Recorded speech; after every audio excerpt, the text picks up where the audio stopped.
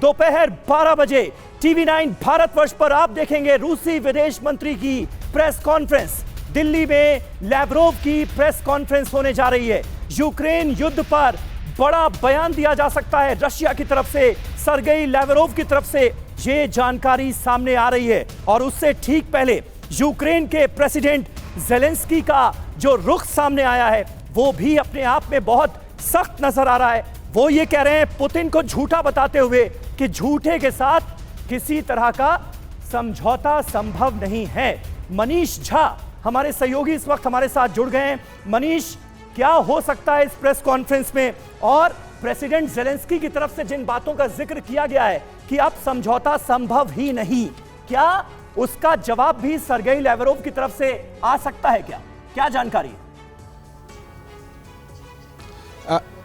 बिल्कुल समीर, देखिए इस वक्त हम लोग ठीक उस जगह पर मौजूद हैं जहां पर रूस के विदेश मंत्री मीडिया से संबोधित करेंगे। और G20 की समाप्ति के बाद ये रूस के विदेश मंत्री सर्गेई लैवरोव की मीडिया से बातचीत होगी।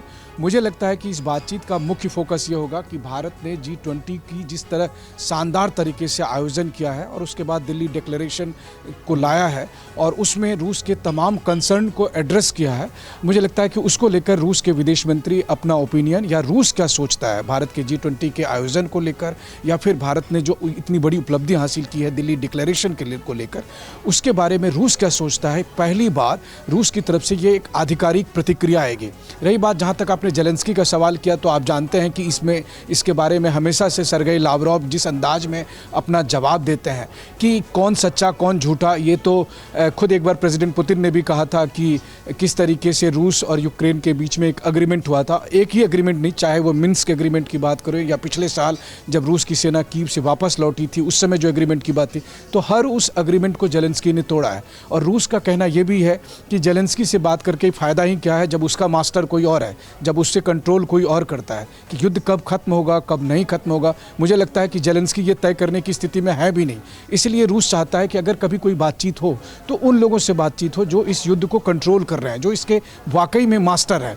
तो इसलिए मुझे लगता है कि इसके बारे में भी ज़रूर रूस के विदेश मंत्री सर्गेई लैवरोव यहाँ पर बताएंगे कि इस युद्ध में अगर बात कोई खत्म नहीं होने की बात होती है, क्योंकि आप देखिए दिल्ली डिक्लेरेशन में जिस तरह की बातें की गई है वो एक रास्ता कहा जा सकता है Sergei Lavrov would be a happy man. रूस जो चाहता था वो किसी हद तक दिल्ली डिक्लेरेशन में हासिल हुआ है।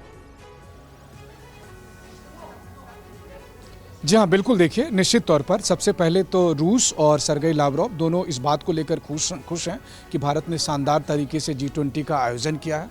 दूसरी बात, वो इस बात से खुश हैं कि भारत के नेतृत्व में जिस तरह से दिल्ली डिक्लेरेशन आया उसमें जो मुख्य बातें थी। देखिए रूस लगातार ये बात कहता आया था कि G20 जियोपॉलिटिक्स का मंच नहीं है, ये इकोनॉमिक फ्रंट है और इसमें इकोनॉमिक मुद्दों को उठाया जाना चाहिए, उसे एड्रेस कराया जाना चाहिए, ना कि पश्चिमी देशों के एजेंडा को फॉलो किया जाना चाहिए। तो मुझे लगता है कि उस पर्सपेक्टिव में अगर आप देखें तो निश्चित तौर पर विदेश मंत्री लैवरोव आज खुश होंगे कि जिस काम के लिए उन्हें राष्ट्रपति पुतिन ने भारत भेजा था और भारत और रूस की दोस्ती को देखते हुए वो इसी उम्मीद से आए भी थे, तो वो काम सफल हो गया। ये बहुत इंपॉर्टेंट बात आप कह रहे हैं और इसीलिए सर्गेई लैवरोव की हिंदुस्तान की सरजमीन पर होने वाली ये प्रेस कॉन्फ्रेंस बहुत इंपॉर्टेंट मानी जा रही है। रूस की तरफ से कई सवालों के जवाब मिल सकते हैं, लेकिन प्रोफेसर राजन कुमार यहां पर हमारे साथ मौजूद हैं। राजन कुमार साहब, रूस सेटिस्फाइड नजर आ रहा है, वो भी तब जबकि साफ साफ न्यू दिल्ली डिक्लेरेशन में कहा गया है कि ये युद्ध का नहीं है, यानी प्रधानमंत्री नरेंद्र मोदी के स्टैंड को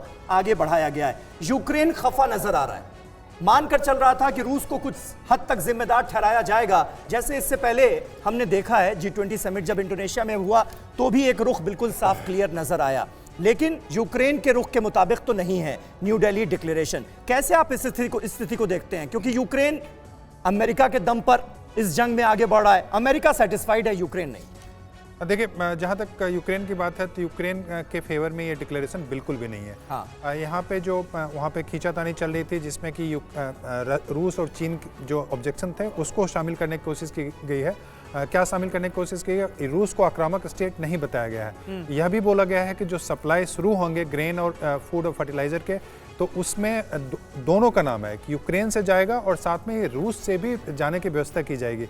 तो रूस यही चाहता था कि अगर ग्रेन का सप्लाई ब्लैक सी के माध्यम से शुरू हो तो उसमें रूसी ग्रेन्स, रूसी फर्टिलाइज़र का भी शुरुआत हो और उसको उसमें मेंशन किया गया है। इसके अलावा जो दूसरे इश्यूज़ थे वो तो ग्लोबल इश्यूज़ हैं, लेकिन यूक्रेन का सबसे बड़ा मुद्दा था कि यूक्रेन के वॉर के बारे में कुछ बोला जाए, रशिया को अग्रेसर बोला जाए, सीज फायर की बात हो, वो कोई भी बात नहीं हुई, इसलिए यूक्रेन बिल्कुल खुश नज़र नहीं आ रहा है। योगेश जी भी इस पर कुछ कहना? हाँ, देखिए मैं इसमें एक बात ये और कहना चाहता हूँ कि यूक्रेन को रूस को ये भी खुश होना चाहिए कि हमने यूक्रेन के राष्ट्रपति को ना तो बुलाया, ना उनके किसी रिप्रेजेंटेटिव को बुलाया, ना उन्हें ऑनलाइन यहाँ पे बातचीत करने का, एड्रेस करने के लिए मौका दिया। बेसिकली किसी साइड का ठप्पा नहीं लगने दिया हमने G20। रूस यूक्रेन युद्ध के बाद सभी अंतर्राष्ट्रीय मंचों पे बुलाया गया है हमेशा, जेलेंस्की को भी या उनके रिप्रेजेंटेटिव को भी, यहाँ नहीं बुलाया। हाँ, और दूसरी बात ये है कि एक हमें ग्लोबल सिचुएशन को भी ध्यान में रखना चाहिए कि यूक्रेन वॉर से ज़्यादा बड़ा इशू इस वक्त ये था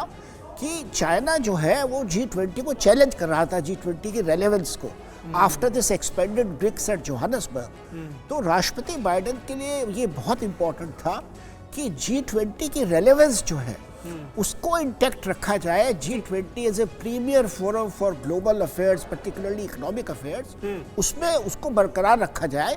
इसलिए उन्होंने जो है वो इसको एक्सेप्ट कर लिया कि भाई ठीक है, ये solution maybe it's doesn't 100% meet our needs, लेकिन G20 की जो प्राइमेसी है उसको ये मेंटेन करता है। उसको इस वजह से they also came down a bit from their position and accepted this, जो कि भारत के पक्ष में जाता है। वो एक बड़ा मुद्दा था यूक्रेन इशू से भी। बिल्कुल, और ये बात इसीलिए ये भी कही जा रही है बार बार कि G20 का जो रेलेवेंस है उसे कायम करने में भी भारत पूरी तरह से कामयाब रहा है।